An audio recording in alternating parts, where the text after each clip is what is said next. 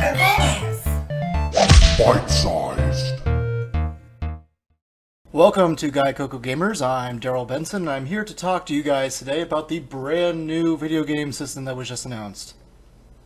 Kinda. Maybe. We'll see. It could be one. But, well, anyway, it's a Nexus Player, which is basically what exactly it's named. It plays media of all different kinds. If you come to the realization that DVD format is dead and Blu-ray format is, well, dead, and the future of digital media is your future, then the Nexus Player is your player of choice. If you're a Google Android fan, that is. Basically, it's about the size of a CD, but thicker, little smaller than a CD. Kind of looks like a black hockey puck. It's not very attractive, I'll be honest with you. And comes with Android's new 5.0 Lollipop operating system. It toots the ability to play all sorts of media, to download media from the Google Play Store, which includes music, movies, etc.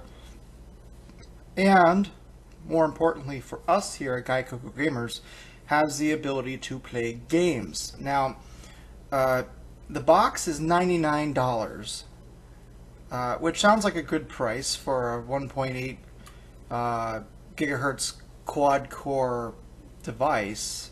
However, it does not come with the actual controller, and on top of that, the internal storage kind of sucks. It only comes with 8 gigs, which I'm not understanding why they would do that.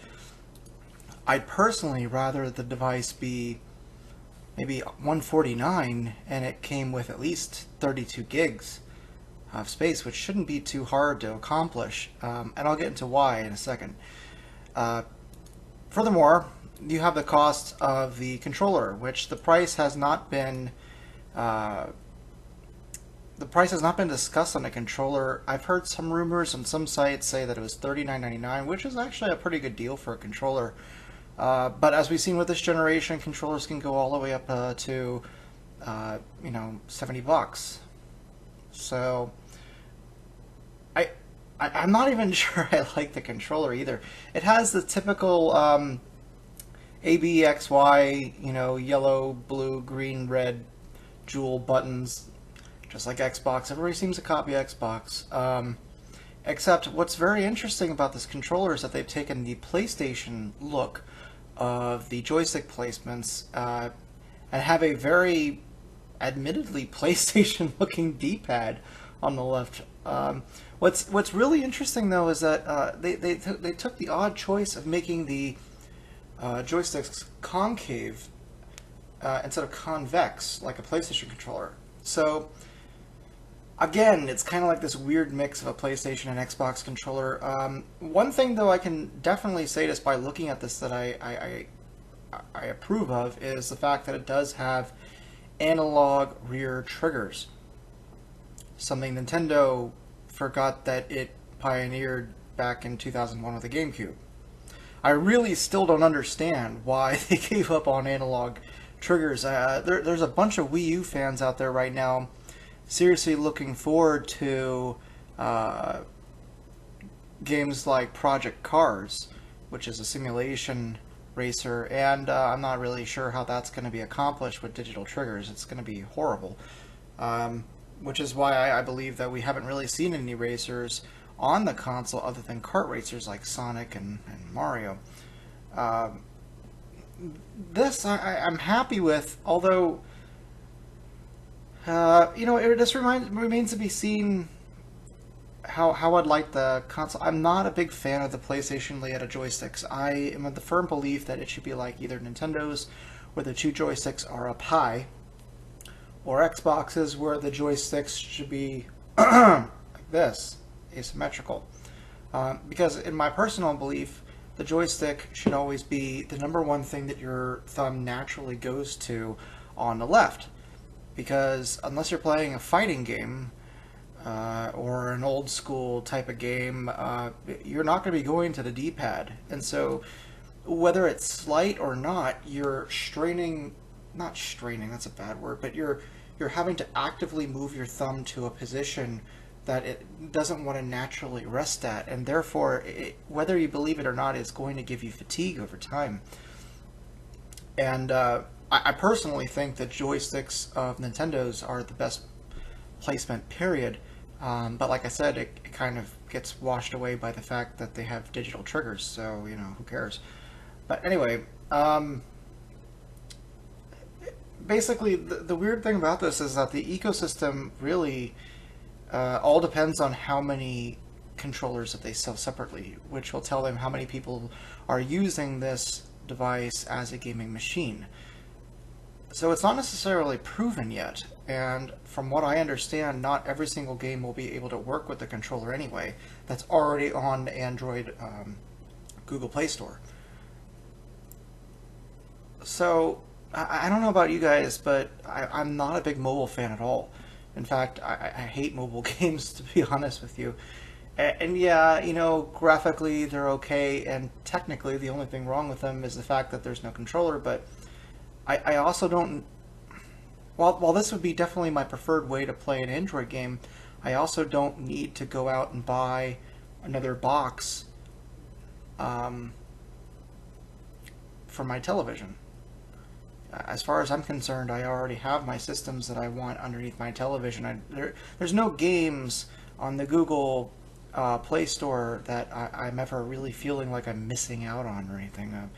Typically, the games that are on there are either crappy mobile games, or if they are 3D games with dual stick controls like Nova or something, they're just a poor man's excuse for a first-person shooter, which are only good by mobile standards and not necessarily console.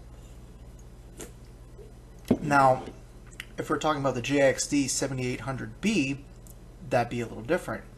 The JXD 7800B has a built-in set of controls, including dual joysticks, D-pad, triggers, the like. And what I really like about that machine is that it's portable. Now, having mobile games on the go just like they were intended to, however you can actually play them instead of praying to God where your thumbs are on a screen, that makes more sense. But to have something that specifically is not portable, that will be tied down to your television, I'm not entirely sure how big that market is exactly. I don't really know of many people who play mobile games because they're good.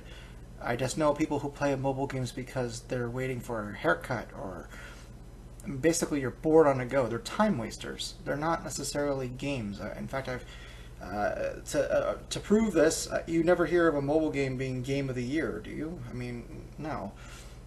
And gaming websites don't take mobile games seriously to the point where they never even mention really new releases unless it's something branded that they think people should know about. So yeah, I mean, I can't say that I'm really looking forward to this. The fact that it's including a little remote, it kind of looks like an Apple remote with this, play, blah, blah, blah, blah on it, a little D-pad. Kind of like a Roku, actually. The fact that it only comes with a remote and you have to buy the controller separately, I think means that even if some people do take it and use it as a gaming device, it will never be truly a game device. What's interesting is that the controller does say ASUS on it. I'm not sure if that means that only the controller is made by ASUS, or the whole system is made by ASUS. I did not see a logo on the system itself, but to be fair, in that respect, ASUS is a very good brand, and if these controllers can be had for $39 or cheaper, it might make a pretty good alternative to a PC controller instead of going out and buying an Xbox One controller, which is nearly double the price. So that's my take on it so far. I'm going to reserve my judgment, of course, and at the very least, this is going to be automatically better in my mind than an Apple TV, because an Apple TV does not have access to apps and such that Android Nexus Player like this does.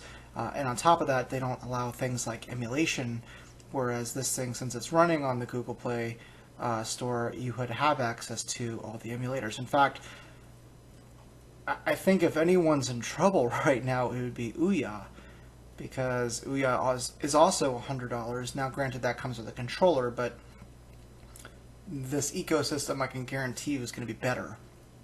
And you're going to have access to much better emulators than whatever emulators have been ported to Ouya.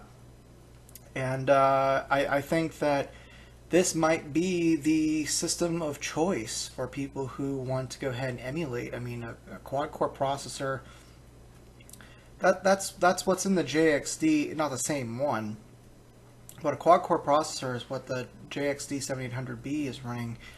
Now, I do believe that this only has 1 gig of RAM. That would be a downside. In fact, yes, it does. It has 1 gig of RAM, and the JXC 7800B has 2 gigs. And trust me, that RAM really helps when you're emulating anything like Dreamcast or N64 or PlayStation. So maybe this won't actually be as good as I think. Either way, even if it did have the same exact specs as a JXD, I'd still recommend the JXD over this one. In fact, I actually returned my JXD 7800B due to that Wi-Fi chip problem that I was telling you guys about in my review. This kind of got annoying. They returned it perfectly fine, but I did end up getting the 16 gigabit byte version instead, which on many emulators of the N64, it just reads off the mini SD card, which I have a very nice 32 gig SDHC model from SanDisk Extreme Plus. However, there's many emulators like PlayStation emulators and the like that require you to put the ROMs on the system itself. And in addition to other apps and the operating system itself, 8 gigs goes real quick when you're dealing with large-sized ROMs that would fit on a CD.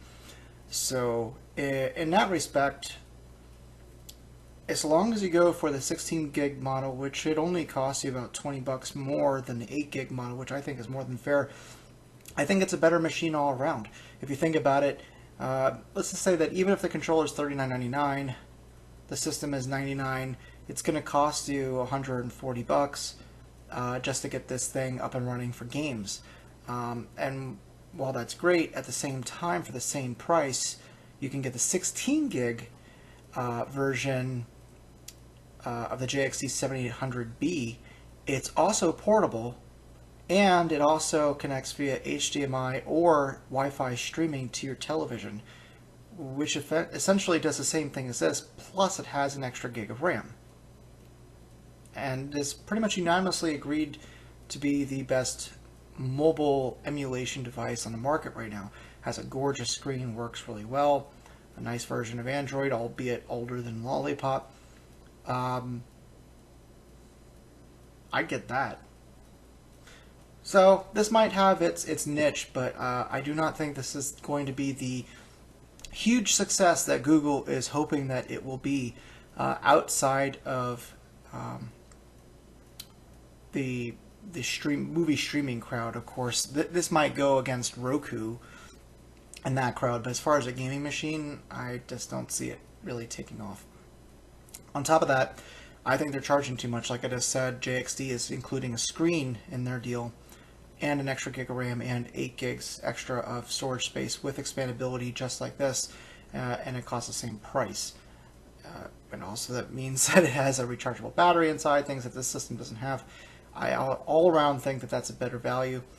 And Google seems to be doing this with their new Nexus line in general. They've increased the price of their Google Nexus tablet. I believe that starts at $399, which was more than the previous version.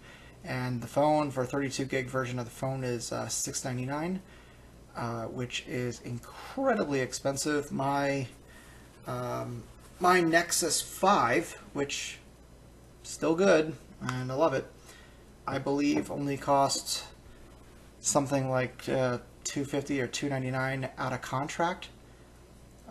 So to literally pay twice as much, I think, is ridiculous. And my view seems to be supported throughout the industry right now. It seems that Google is trying to make Nexus more into a brand instead of catering to people who don't want to spend a lot of money for good tech that's on par with everybody else. So the question right now that I have is, if they're going to charge the same money as everybody else for the same tech, why should I go with Nexus? And frankly, I have the same problem with this Nexus Player. So let me know what you think. If you disagree, please let me know in the comments below. If you do agree, though, I'd love to hear it, and I'd love to hear your points maybe that I didn't bring up. Either way, we really need your subscriptions. We've really appreciated the ones that we have, but we seem to have plateaued a bit. So please hit subscribe, please comment and rate, and we will continue going ahead and serving you guys, our gaming public, every single day. And until then, I'm Darryl Benson, and this has been another Bite-Size episode. I shall see you guys tomorrow.